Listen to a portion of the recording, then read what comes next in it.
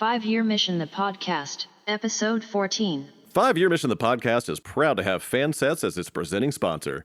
Fansets is the place for amazing pin collectibles with over 200 officially licensed Star Trek pins and new releases every month.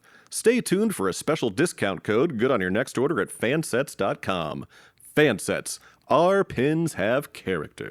By now you've figured out that this is the 5-Year Mission Podcast.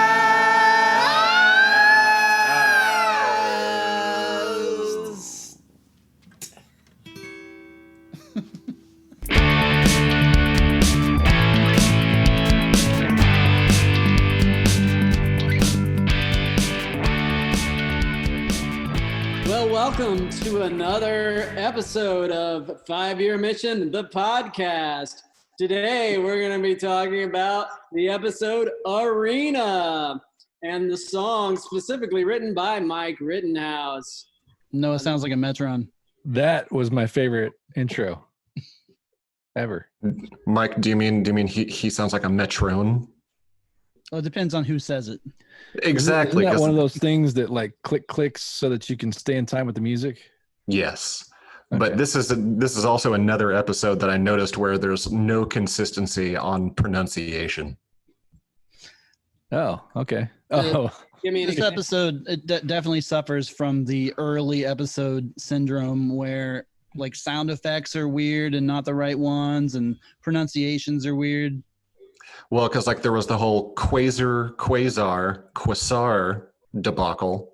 yeah. And then now there's the Metrons call themselves Metrons.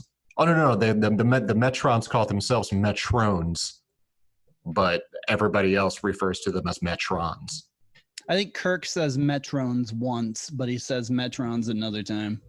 And then Spock also says Metron each time. Yep. They also call them screens instead of shields. Oh, that's right. I think this is the only episode that does that. Like on the ship, he says screens up instead of shields up. Yeah, he tells, like, Sulu calls Kirk and he says they're under attack and he just put up deflector screens. And Kirk says, keep those screens up. Screens. Anybody else watch the episode to prepare? I watched it while we were eating dinner tonight. Oh. And I had forgotten how long it takes until we see the Gorn in this episode. I know. Takes a It's like- while. It's like almost halfway through. Hey, Mike, what year did we put out year 2? 2011. So I watched it in 2010 in preparation for this. Well, that's That just means you were way ahead of the game I was into it before a lot of people. Yeah. before it was cool. Noah's into hardcore early preparation. You probably never heard of it. All right, so let's just go ahead and start recapping the episode. One day, while investigating Cestus 3, an alien superpower kidnapped Kirk and made him go face to face with an alien jerk. Did you say Cestus 3? Cestus. Is it Cestus or is it Cessus? There's a T. Festus. Cestus. As in Festivus 3 Festivus. for the rest of us 3. Okay.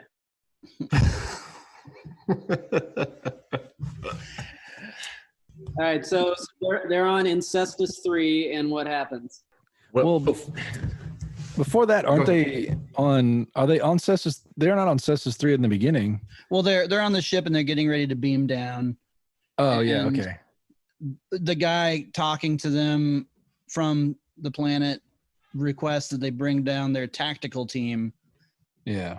And then when they beam down, immediately they realize that it's been destroyed. And, It's a trap. Yeah. I just it's been a while since I watched it too, and I remember they're running around. There's like it's almost there's like these mounds everywhere, like taking Yeah. cover, and there's things are blowing up, and yeah, it's Andy, what do you think about this? Since you make some of the memes. How about a meme with Admiral Akbar but you can superimpose the Gorn head on him, and instead he's saying it's a trap. That's like No. a really deep inside Vetoed. arena. No, You don't even need to finish your thought because it's not going to happen, Noah. I think that's a good idea. Stick to mediocre bass lines, Noah. Mm, Ooh. mediocre bass lines. I did the bass for this song. Yes, you did. Sure did. And I did the drums. I got that reference, Andy. I play guitar. Did we put any keys on this? There are No. no keys on the recording, I didn't think so. but I recorded the guitar that you play live. Yeah, that's what I thought. I don't think I'm on this recording, am I? Oh, You- except for you vocals. sing vocals, yeah. Yeah.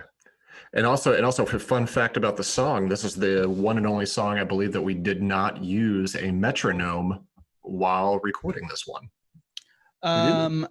Nope. Why didn't we? No, I think, No click track. I thought we did on this one. I think you're thinking of A Taste of Armageddon. Yeah, Nope. that's It was what it was definitely this one because I remember trying to play along with it for the video shoot that we did. It does not match up and it is not on beat. So we did not use a metronome on this song. Maybe we didn't use a metronome on any of Mike's songs on this album. We did on Operation Annihilate. Yeah. It's been too long. So anyway, back to the Back episode. to Arena. Yeah, right. The episode itself, once they beam down and everything, they're looking for survivors of this attack. And they finally find one guy and they take him to safety. And Kirk sends out like the security detail to go and try to find whoever the hell is bombing the hell out of the place. So they go out, one of the guys gets killed, and then Kirk decides he's going to be the badass and head for the high ground. And he does a lot of ducks and rolls. And it is hilarious.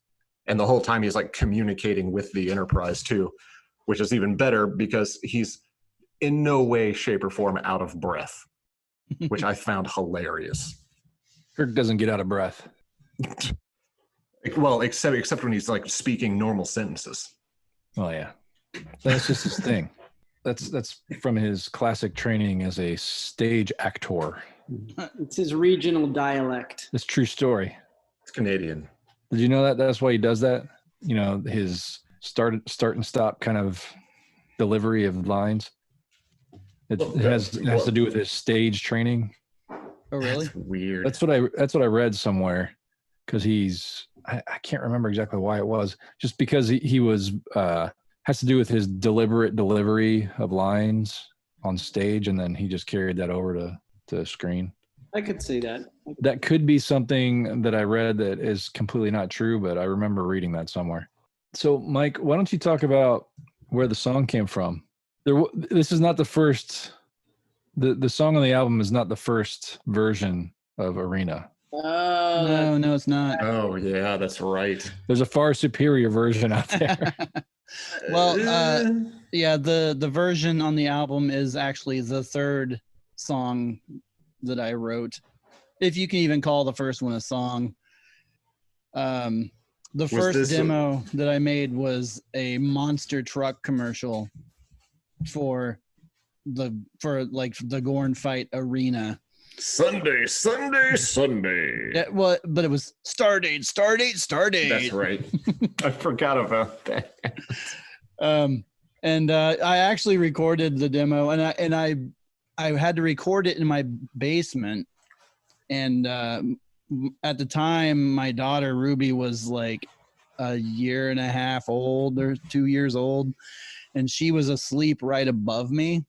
So I recorded it really quiet on acoustic, even though it's supposed to be a bunch of metal riffs. And then I did the announcer voice, but I was whispering it. So the demo just sounds really weird. And It's creepy. I'm like, Stardate. But that was the first one I wrote, and I actually sent that to you guys. And I know Chris especially, I think, was like, that's not really a song. I think you can do better. I thought, because I thought Doesn't sound I like always enjoyed it.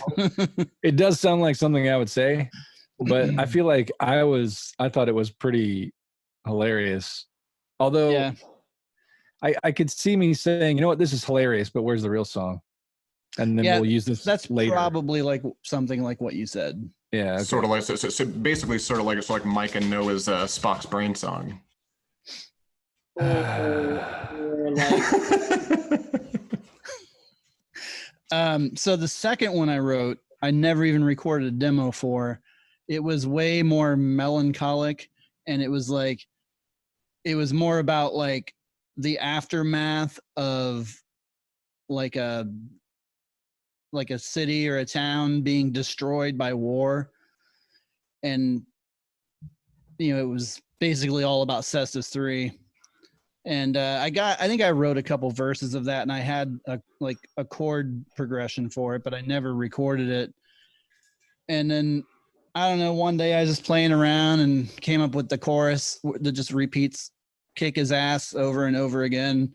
And then I was like, yeah, that's it. That'll do. And I couldn't wait to show it to you guys because I knew that Chris would ask me if we really had to use the word ass. Yeah, I think that was definitely one of the controversies that we went through when actually going through with this song, was like, that's a lot of ass in this song. It's 32 asses. Oh, you counted them? Oh yeah, 32 asses in about 3.5 minutes. Yep. Oof. Wow. That's like 31 too many asses. Now, will we eventually see the demo on the? Are we going to eventually do like a demo album? Like take the alternate demos and turn them actually into real songs? Do you think we'll do that someday? Maybe. I don't know. I mean, we've already done it with a couple, right? Yeah, I forgot about that one, about Arena, and that would be a really fun one to do. We've talked about releasing that. I still have the demo. Yeah. Yeah, and Chris has got that alternate version of Court Martial. Yeah. Oh, yeah. Yeah. We've got alternates of several songs. Got an alternate version of Session. The rejected demos, even if it was rejected by the person who wrote it. Hi. Hi, my name is Andy, and I wrote a crappy song. I like second song. Oh, God. Yeah, we'll have to put that one on there too. No, we won't. So the song, back to the actual song. Right. What I decided to do with it was basically tell the song from Kirk's point of view as he's fighting the Gorn, and the verses are like him thinking like, what would all of my other crewmates do in this situation? And then the choruses are more, well, the pre-choruses are more like, what his fighting style is and what's happening with the Gorn. Kirk Fu. So after having done the monster truck version and the melancholy version, what gave you the idea to come up with, to do what you ended up doing? Sort of like the Ramones-esque punk rock version. I don't know. I think I had already written some of the other songs. I mean, Aaron to Mercy was a little more upbeat, but the others were a little more slow, and I just wanted something a little more poppy, something that just really kicked ass. And and I mean, everyone else had some upbeat songs that sounded like good live, like single type songs. And so I just came up with something a little more on the punk rock side. Well, what made you think of the idea of Kirk? I mean, Kirk isn't really known for thinking, okay, what would so and so do? He's kind of more of a do-it-yourself kind of guy. Yeah, Brash man of action. I don't know why that was my idea. I'm not sure where that inspiration came from. I think I just was playing around with one of the, I think it was, if Bones were in my shoes, he'd know what to do. And then I just kind of went from there, like, oh, I'll just kind of mention like, this is, what different characters might do. And I don't know, it wasn't really wasn't really a commentary on the actual character of Kirk, but more of just what would the rest of the crew do. I see. So, Sorry, that wasn't very interesting. Mike, I remember, I don't really know where I'm going with this, but I remember us having discussion about those like 4 like extra like background lines that you throw in at the end. Yeah. No thanks to the Metrons and all that. When we were recording, it was just Noah and me at his house recording the vocals, and I had already recorded all of the regular vocals, and I said, "Hey, back it up a little bit there and punch me in on a new track." And he's like, "Why?" And I'm like, "Just do it." And then all he heard was me saying the lines. He didn't hear it in context with the song. So all he hears is, "No thanks to the Metrons." And he's like, "What the hell is that?" That sounds terrible. You can't put that in the song. Girl, you know I. Girl, you know I. Was that at Noah's house that we recorded that? Yeah.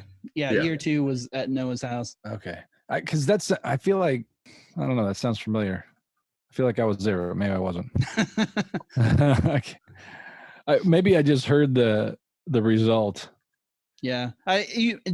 Someone else may have been there. It's been so long I can't remember, but I just remember Noah giving me that look like, what the hell are you doing?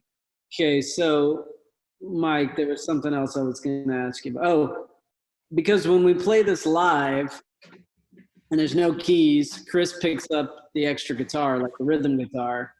So you're out there singing it by yourself. Well, that's like one of the very few songs. It's maybe like that one, and then for a while we worked up Amok Time where I play guitar and I sang. Like, we rarely do that where someone is singing without playing an instrument. To this day, it terrifies me.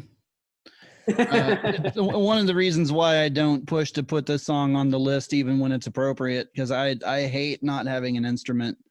And you know that feeling, Noah, because the Amok Time, you don't know what to do.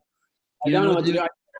I tried to cover it up with a tambourine and just wound up with a bruise on my thigh. Yeah. Yeah, it's just so awkward to not have a guitar and to be standing there, and it makes me. I'm already super nervous. I mean, I don't really have stage fright too much anymore after several years of playing in this band, but when we do that song, it definitely comes back, and I'm just like.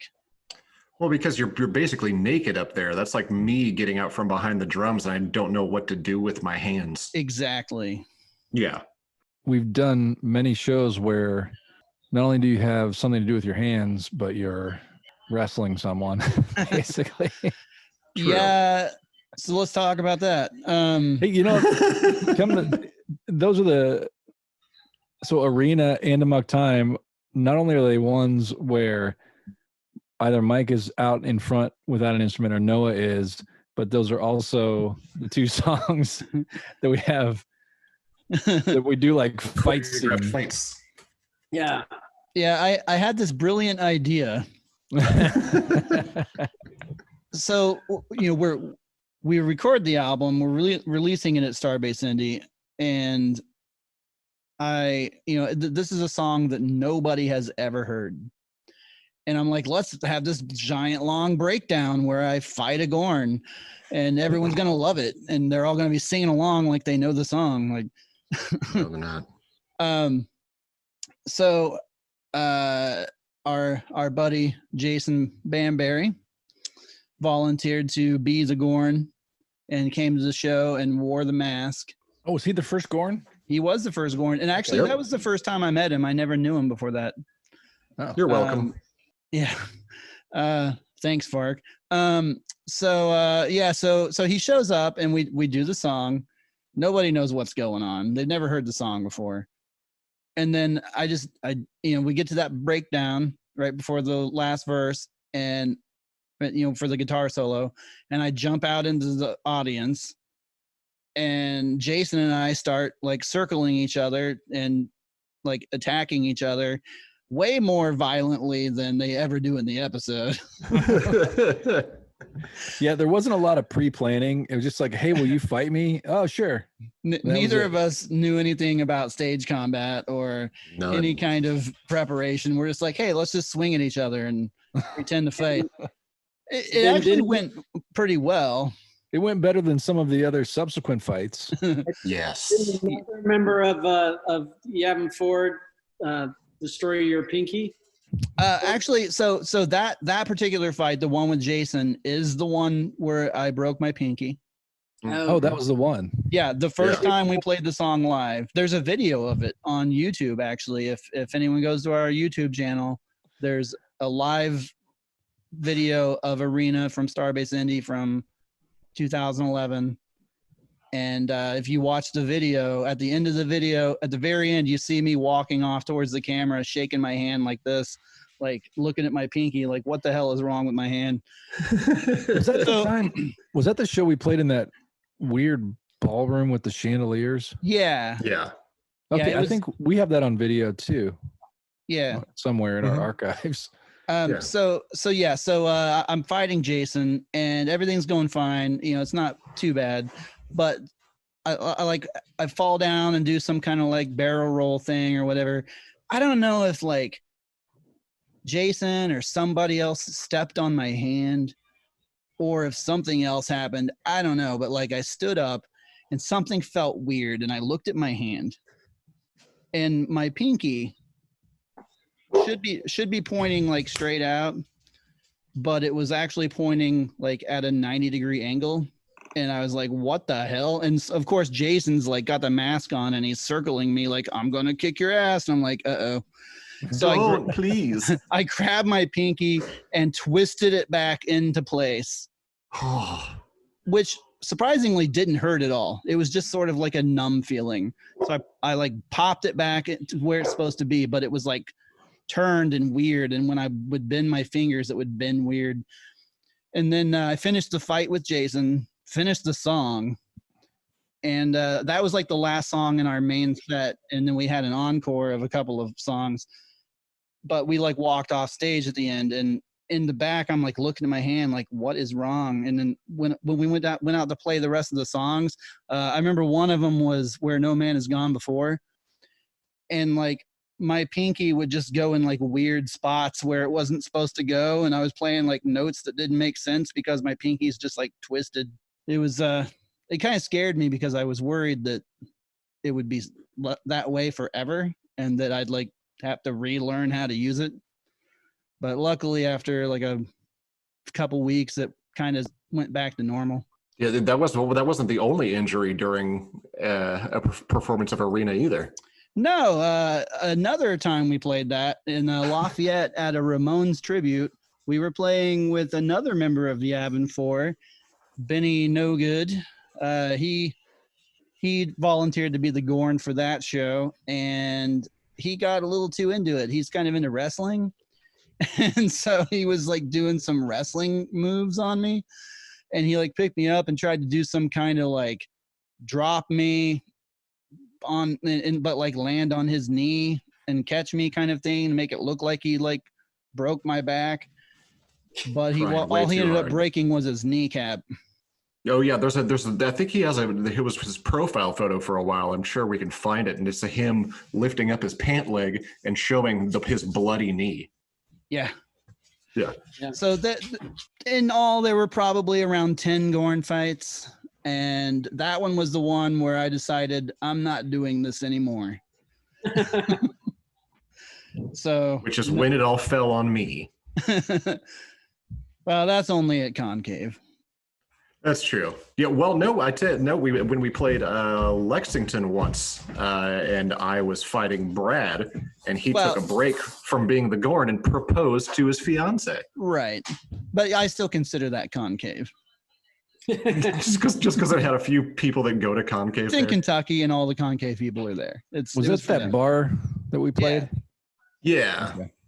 All right. So what did you guys think of the demo when you first heard it, with all of its ass kicking glory? I was all for it. I mean, obviously, because I immediately had drum ideas for it. I immediately knew that I wanted to do cowbell. Yeah. And I actually had to go out and buy a cowbell just for this song. Yeah, the 80s rock sing along with the cowbell. Yep. Yeah. I feel like I had a little trepidation about it just because, Because of the asses. 32 asses or whatever it is.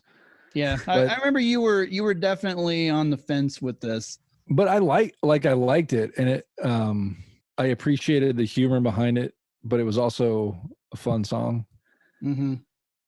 And I feel like this kind of instigated a larger conversation for us as far as what we can and can't do as far as language. Yeah. And I think what we came up with was that if they said it on the show, that it was okay. Yeah. Well, I think we must have come up with that earlier because there was some language controversy in No Man in Yeah. year one. I was going to mention that. We already yeah, had that's that true. conversation a little bit at that point. Well, at that time we said, okay, Noah, don't say the F word, Yeah. but you can slip in the shit, that's okay. And then later we were like, okay, maybe we should just stick to anything that they say on Star Trek, Yeah. which is I can't okay remember because they said shit in the Star Trek movie. Which Well, now, Yeah. now if we're watching Picard or Yeah. Discovery, you can Yeah, say now, anything. now you can say anything you fucking want. I think we were trying to adhere to the original series though, as far as the guideline, Yes. Yeah, which makes sense because that's what we were doing. I was a little nervous about it because, and I mean, even now we have to be conscious of where we're playing it because we play shows that are family friendly, and or we'll be in a convention and we'll have it playing on speakers or something, yeah. and we have to be careful of that because little Take it out of rotation. parents with kids walk by and we've got this ass going on, which is not the greatest first impression to make. That's the monster truck there. Ass, ass, ass. I remember thinking it was pretty brilliant because just focusing on Kirk's fighting techniques, which is hilarious. It's always hilarious. And to, especially in this episode. Yeah. Yeah. And to specifically call out those specific things he does Mhm. in plain language is just tickled me the right way there. And what I still think is hilarious about just the very beginning of that fight scene is how truly cartoonishly slow the Gorn's first little punch is. It takes forever for him to get around. And I was watching it with Kelsey earlier, and I was I cracked up the moment I saw it, and she was like, "Oh my God, why is it so bad?" I was like, "Ask Bobby Clark." You know what? I was just wonder gonna say if the reason it was so exaggerated like that is because maybe he couldn't see very well out of the mask, and and they didn't want him to actually hit Shatner. Didn't So they we just talk slowed it down. to Bobby at a convention? Did he give us? Yeah, any- we talked to him at Star Trek Las Vegas. He just happened to be walking by our table. We had no clue who he was, and we had the TV, and we were playing the video for Arena. He stops and goes, "Hey, I know that guy," and we're like, "Yeah, that's the Gorn, the original series. No. You remember that episode?" He came by and he said, "That's not the Gorn," and I said, "Oh, "No," I said I was like, "No, that's the Gorn." He's like, "No, I'm the Gorn," and I said, "No, that's our friend. He's playing the Gorn," because it was the video. yeah." And then he said, "No, I'm the Gorn," and then it clicked, and I realized who he was. It's like, "Oh yeah, you are the Gorn," and it was ridiculous. He was real nice though. Yeah, he was cool. Yeah, we got our picture taken with him, Yeah, we the did. entire band. Yeah. That the video turned out really, really fun too. Didn't Yeah. Joy film that video for us, didn't she? Yeah, Joy Yes. Joy filmed it, and I edited the video. Yeah. That was the first video that we actually directed as a band. We had made the Galileo 7 video, but Joy came up with that That was whole thing her and, baby. and directed it. Yeah.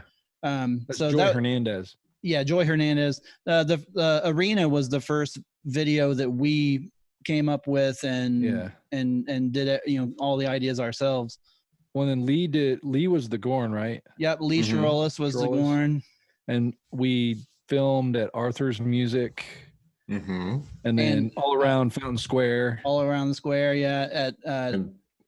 At Hero House is in the video. Actually, in Hero House, we had a sign up. One of my favorite things in that video is when the Gorn first walks in and he's got his dog, and then the guy points at the sign that says "No dogs," and then the Gorn goes out and ties his dog up, and then when he comes back in, he points at the sign again, and now it says "No Gorns."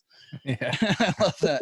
And that "No Gorns" sign was hanging by my door for like 2 years after that. 2 years. You know what's funny about that video is it has absolutely nothing to do with the episode or the song. No, except for the Gorn. That's it. It's just like a down on his luck Gorn. Yeah. At the end, it's like the opposite of what we're singing about, because we're singing about fighting with the Gorn, and it's like the video's about this down on his luck Gorn who nothing Gorn goes right fighting for him. with himself. And then he comes to this, this kind of white room where we're playing, and he comes in and With joins us. So it's like but you know what my favorite part of that video is? The Gorn dance after. Yeah. Oh yeah. The video's over and he went outside and Mike was spinning out there and he starts dancing. That was fun. Mike Graves, yeah. Yeah, Mike Graves. Yeah. I love that the Gorn's like having a bad day and all this stuff keeps happening to him. He like loses his job, his dog gets stolen, and like he's just having in the early in the video, like he's at the work at the music store and he like is really admiring this tambourine, and then at the end of the video we toss him the tambourine, like come Which on was in, a join good us. tambourine toss. I love that. I like that we made the Gorn a good guy. Where'd that idea come from?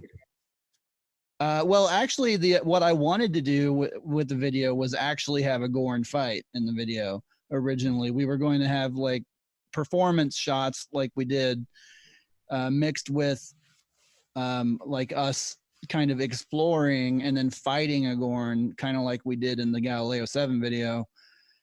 And I was actually scouting spots around town that would look like alien locations where we could film and have a Gorn fight. And in the end on that day, we decided, hey, that's just way too much. Like we weren't prepared. And, so actually on the fly, we were like, well, why don't we do this? And that, we came up with the idea for what the video ended up being like while we were filming, which totally sounds like us. Oh yeah. It'll be fine. It'll be fine. We'll fix it in post. Let me ask you guys, Patrick's not here. Patrick's not here, right? What? That's Popeye, right? Popeye, Yes. What? Like, it's totally Popeye, right? Who's The guitar Popeye? solo. The guitar solo. Cartoon. his guitar solo. Oh, Yeah, totally Popeye. Yeah. It's definitely inspired by that, Yeah. Yes. whether he realized it or not. Well, we know Patrick likes his cartoons. So That's true. He does. It's true. So there's a little tidbit about this song. There was an additional verse, or at least half a verse. That last verse is only half as long as the other ones. The one that says Scotty would challenge him to a duel. Scotch and Brandy were fighting tools. Yeah. Maybe he just beam him inside some solid rock. Well, there was a line before that, which of course I don't remember the whole line, but it was a line about Harry Mudd. Because I was just like, I was drawing on like all of the popular characters. Like I used Charlie X in the episode or in the song, and I had Harry Mudd in there too. I can't remember what it said now, but we ended up cutting it. But that's where that breakdown is. Like there would have been words. Was the Harry Mudd line on the original demo? It might have been. I'll have to go back. We'll have to go back and listen. Yeah, I feel like the original demo had more on it. Yeah, it might have had that line in it. I can't remember. Oh no, you know what I'm thinking of? The original Shore Leave demo. Oh yeah, the Oh like my 8-minute was Shore Leave. so long. Yeah, the one with all the TNG stuff in it. Yeah. Oh my God. So Noah, how'd you come up with that bass line for the song? Well, basically, I asked you what were the root notes, Uh-huh. and so I started playing those root notes, and then you said, "Feel free to spice it up a bit." So then I added a little hammer on here and a little walk there, and bam, there was the bass line. Yeah, this is actually one of very few 5-Year Mission songs where you actually play your instrument on the recording. Fourth wall, Mike. Fourth wall. Yeah, it's fun to play it live though because it's such a driving song, Mhm. and you don't have much choice but to just drive those root notes home. And then for that whole breakdown, sometimes we extend the whole breakdown through the whole fight, and I have to play the same 3 notes over and over again, kind of like at the end of Shore Leave when we do some big extended thing. Yeah. But that's actually kind of fun. It's actually kind of fun to just have the looseness of just there's only three notes you have to commit to, and you just play it and That you have to commit to. yeah, you don't have to commit those 3 notes. It's low commitment, and I like that. Yeah, super dedicated. Do you guys remember the show we played at Concave where I sang most of this song into a microphone stand? No, Yes. that was at the Adler Planetarium. No, it wasn't. It was Concave. Nope, that was at the Adler. Yeah. Was it really? It was at Yeah. Adler Planetarium. We started to break our stuff down, and we were putting some things away, Yeah, and Yeah, 'cause it was someone the had last already song in the taken the set. microphone off the stand. that's And- right. But they put that little microphone cover back on the Yeah. top of the stand. And I didn't have any idea that's what Yeah, happened. and your guitar was not plugged in. and my guitar. No, the amp was turned off. The guitar was plugged in. Yeah, and And I was like, so we did I the was- whole song just spontaneously because people were requesting that we do an encore. yeah, that's And right. so the whole I did- time nobody can hear you. Yep. And that was almost identical to 4 years later when Chris was on his bed in the hospital, and we played Adler, and it was like his guitar was unplugged and there was no microphone because he wasn't actually there. That's a sad twist of this story, no? Yeah, man, that's dark. I wanted to bring it to a darker place. I forgot you guys played when I was in the hospital. Yeah. Well, we had already been booked for Adler, Yeah. and then Yeah. then you went to the hospital, and so we had to do it without you. Yeah, that was a funny realization when I noticed that there was no microphone there. I was like, why isn't this working? And then it was just funny. And a little embarrassing. Nobody knew. You guys knew that was bad enough. Yeah, only we knew. I didn't know. I don't know why that night it sounded so much better than normal. Yeah. So back to the episode. Yes. This is I've only saw a little bit of Star Trek growing up as a kid because as I've told you in previous podcast episodes, my dad didn't like the show. We never watched it. I wasn't really exposed to it. But one thing that I always remember about this episode or about Star Trek from when I was a kid was this episode because it's so iconic, and you'll you see the image of the Gorn and that that's Star Trek. Oh, yeah. And I remember when I went to the theater to see Bill and Ted's Bogus Journey, there's a scene in the movie where they're watching TV and it's Arena. They're watching Arena. Yeah. Yeah, and then the evil robot Bill and Ted kidnap Bill and Ted and they take them to kill them, and on the TV it shows Kirk at Vasquez Rocks, and then the movie cuts to Bill and Ted at Vasquez Rocks, and I always thought that was So the good. coolest thing. Yeah, when the first time I showed my kids Bill and Ted's Bogus Journey, I had to point that out because they were like, "Oh, Dad, did they plan that?" I'm sure they probably did, guys. Yeah, they had Vasquez Rocks on Picard. this last season, didn't it? That's where Raffi lived. Raffi was living in her weird space trailer. Yeah, that was cool. Every time I see Vasquez rocks on anything, I'm like, oh, yeah, it's those rocks. It's very exciting. Perfect way to put it. It's on everything. They're very, very well used. Earlier, we were talking about some of the weird things that they say in this episode that's not really correct because it was like an early episode. And one of the things I laughed at when I watched it earlier was Warp 7. If we continue going at Warp 7, the ship's going to blow up. Yeah. Well, I think they initially also said that about Warp 6 in the same episode. It's like yeah, the ship's gonna fall apart if we sustain at Warp 6. Yeah, we can't keep it going at this speed for very long. Oh, I think they also fired phasers while they were in warp. Yep. At the Gorn ship. That's pretty funny too. Of course, we're getting really nerdy here, so everybody knows you can't fire phasers while warping. I've made some pretty good memes involving the Gorn and the red shirt that gets killed in the beginning of the episode. He just kind of gets blown up with that just like it was like more of a disruptor. I think they actually called it a disruptor in the episode too.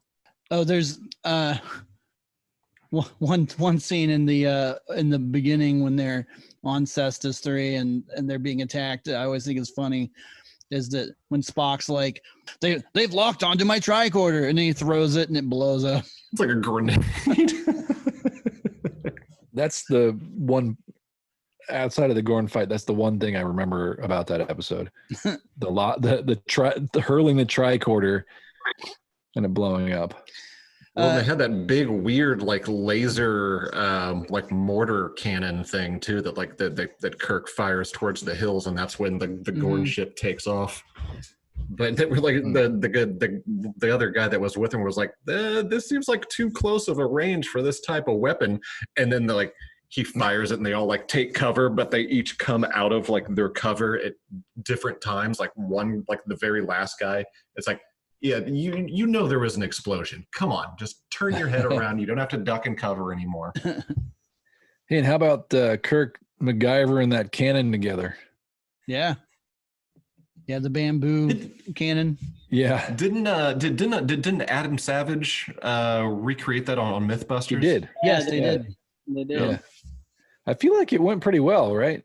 Yeah, he didn't bust the myth. Mm-hmm. It worked. Yeah. It worked for the most part. Yeah. Although I think he made a point of saying that the materials that Kirk had on hand may not have been ideal. No. Those giant chunks of diamonds, and then like that. What I want to know, I always wanted to know, I noticed this, it might have been like a production continuity error or something, but as he's going around and like gathering up like the sulfur and the minerals and everything, he's like putting them inside that bamboo, what he ended up using as the cannon, but it was hollow on each end. Why weren't they falling out the bottom? That's what I'm saying. He must have stuffed something in. He stuffed a rag up in the one end. I think that every time also, Andy. Okay, good. I'm not the only one then. You got to suspend that disbelief. It's movie or TV show time. He did other things like he stuffed a rock or his T-shirt up in there, so it wouldn't fall out. Because Kirk and all of his T-shirts. He carries the spare. Oh yeah, he doesn't wear an undershirt because then when he gets battle damage, he wouldn't be showing off the nips. His nips would not be exposed. You got to expose the nips. Men don't have nipples. Didn't you the time you busted your finger? That wasn't the only time you got hurt playing wrestling the Gorn, was it? That was the worst time that I got hurt. And Andy, you've done the Gorn fight multiple times, yeah. I feel like I did once too. Andy, didn't you get almost naked to fight him once? I got shirtless and shoeless and sockless. at Concave when I fought Brad Hall when he was the Gorn, like 3 years ago, I think it was. But yeah, we did like a full-on WWE thing. I was like dropping elbows on the floor. Oh, that was the time that you and I traded places, and we finished the song like that. No, because like I did the Scotty would challenge him to a duel where Scotch and Brandy were fighting tools, and maybe beat him inside some solid rock, and then I wanted to finish the rest of the song, but then I was like, and you were already out from behind the drums to come back up to the mic, and I was like, oh damn it! One of these days, next I'll time. get to finish the whole thing. Well, we'll do that at Concave and do it, and we'll do that next time. I got to wait until February. Well, maybe if Summer Concave isn't killed by the Rona. Oh my god. Yeah, I maybe come to think of it, maybe it wasn't the Gorn that I fought, because Noah and I did the Amok Time fight a few times. Yeah, you guys did So I that. may just be thinking 2 of or that. 3 times. I think I got, and it was, most of them were injury free. I think one time while we were practicing, I can't remember if we were practicing or an actual show where, like, I think I got popped in the actual face with the end of the Lurpa. Oh, yeah. Hey Noah, save it for the Amok Time episode. Yeah. Another moment in this episode that I really love is when Kirk is like, an incredible fortune in stones, but I'd trade them all for a good hand phaser or a good solid club. A good solid club. God, with like this episode, like I want to see the roles reversed. Like if they wind up making Anchorman 3, I'm really hoping that Ron Burgundy has like one main like newscasting enemy, and they do like a Gorn Kirk type fight, because I could see Ron Burgundy like recreating that line. Yeah, but the difference between us is I really hope they don't make Anchorman 3. I'm saying just for that scene, I would like. Okay, maybe if it was like a Funny or Die short or something. I would love if they just like made like that, just made a fight scene and didn't bother making a whole movie, because I didn't see Anchorman 2. It was nothing to write home about. And what was weird is like Really? it seemed like it was a bunch of outtakes from the first movie with like maybe a couple of new scenes added. Yeah. It was weird. So another thing that we've been discussing lately that we're going to be rolling out soon is our own band Patreon. Well, we just started talking. We've been talking about it for a long time, Yeah. but we're just now finally kind of trying to pull it together, figuring out what exactly we're going to offer. We'll get there. We're going to have some, there will be like weekly content. There will be special monthly content. There's going to be certain things you'll only have access to at certain tiers. So, but once we roll out the Patreon itself, you'll be able to see how much 5-year mission you could possibly handle. And then you could go from there.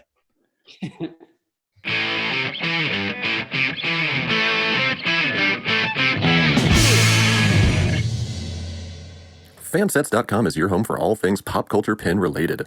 If you haven't been keeping up with Fansets on social media, you will see that they have brand new Picard pins for nearly every single character from the show now, and they all look amazing. They're, of course, all high-quality enamel pins. If you have not checked out Fansets.com, you would know by now that they have everything from the DC Universe, Harry Potter, the upcoming Horrorverse, and of course, Star Trek. And recently they just announced and revealed the brand new 25th anniversary Voyager pin set, and it looks phenomenal.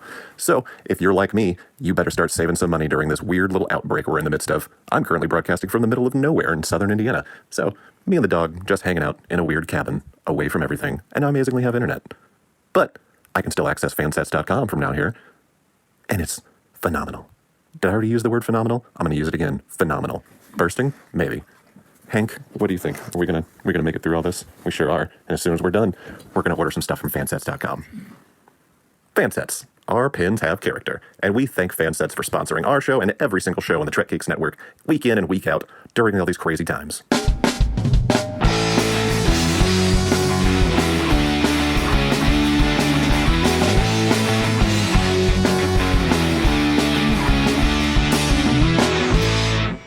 And that was another edition of What Are Little Songs Made Of, covering Arena.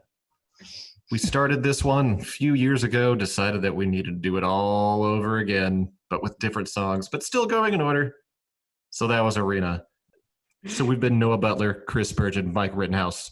I'm Fark. Go back to being quarantined.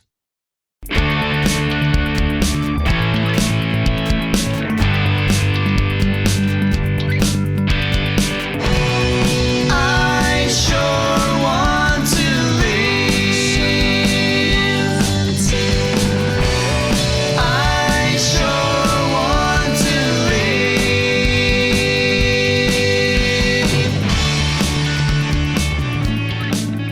Thank you for listening to this episode of 5 Year Mission, the podcast. If any of you are interested in listening to more of our music, you can check us out on YouTube or Spotify or iTunes or pretty much anywhere that you can listen to music. Just search for 5 Year Mission and we should be the first thing that comes up. If you would like to contact us in regards to the podcast or anything else that you want to talk to us about, you can email us at 5yearmissionband@gmail.com. And for more information about the band, you can go to 5yearmission.net. And also follow us on Facebook, Instagram, and Twitter.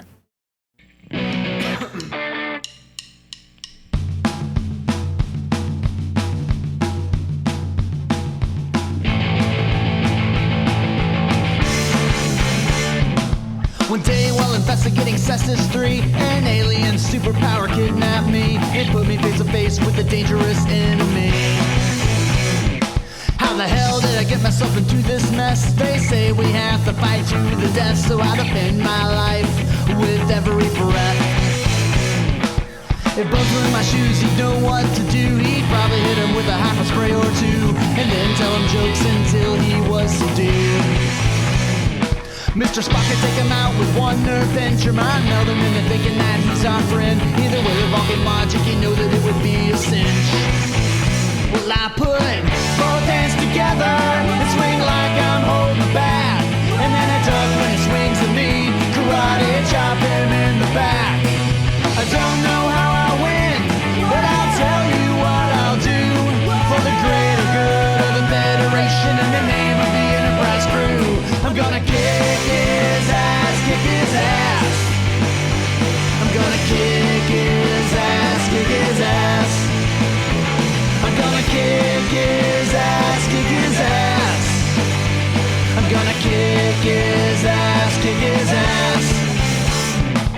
If only Mr. Sulu was standing here, he'd samurai slice him without any fear. And where's Charlie Evans when he needs someone to disappear? With a salty look at her would lure him into a place where he'd have the room to defend, and he'd get a beat down by Nurse Chapel and Janice Rand. Well, I pick up a rock and I throw it at his chest, and it bounces off like styrofoam. He throws a boulder at my head. I figure out how to win, 'cause that's all I know how to do. For the greater good of the Federation in the name of the Enterprise crew. I'm gonna kick his ass, kick his ass. I need to kick his ass, kick his ass. I have to kick his ass, kick his ass. I wanna kick his ass, kick his ass.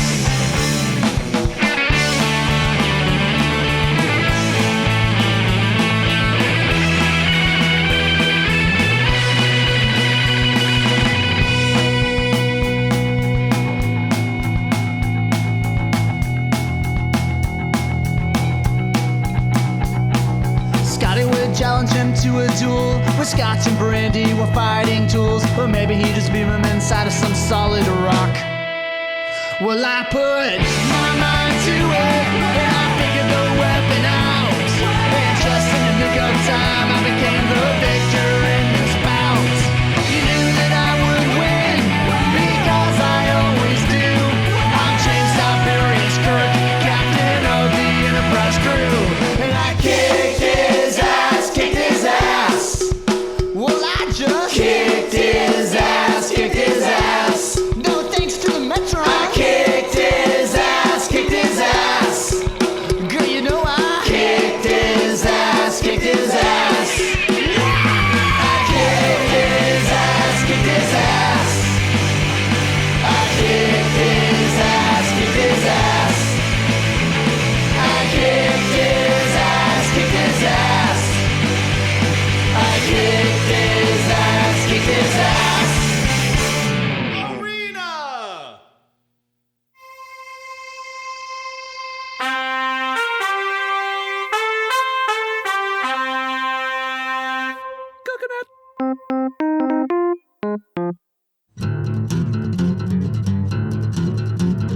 starting. Witness the all-out, shirt-ripping, rock-hurling brawl to the death. It's human versus Gorn, Federation versus the unknown, Captain versus Captain. Don't miss the unstoppable action when it's 2 men enter, 1 man leave.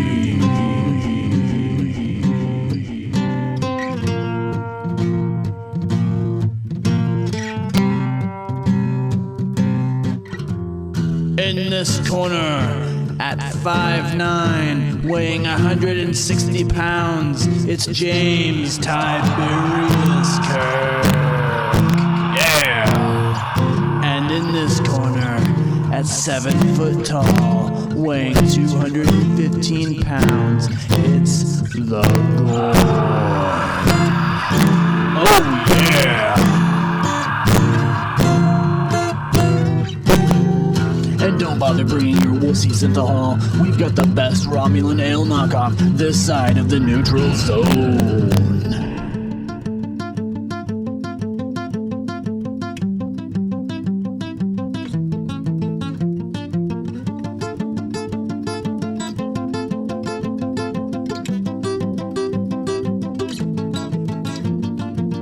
This Sunday, January 19th, stardate 3045.6. Located a little more than 500 parsecs past Cestus 3.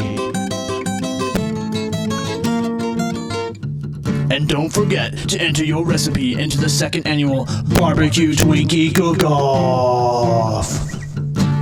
Hosted by last year's winner, Vulcan High Councilwoman Tapao.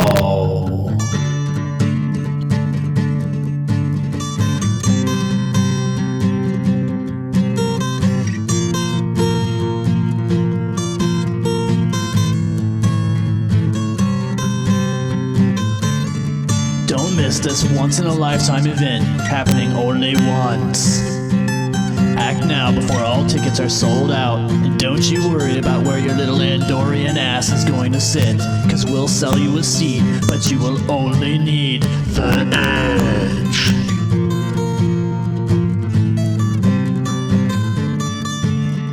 And for those of you who can't make it, or those of you who want to relive this action over and over, don't forget to set your DVRs to record the pay-per-view.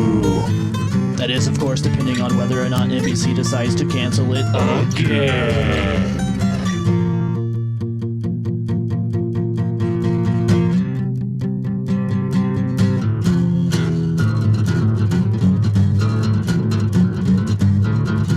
This event has been brought to you by the Metrons.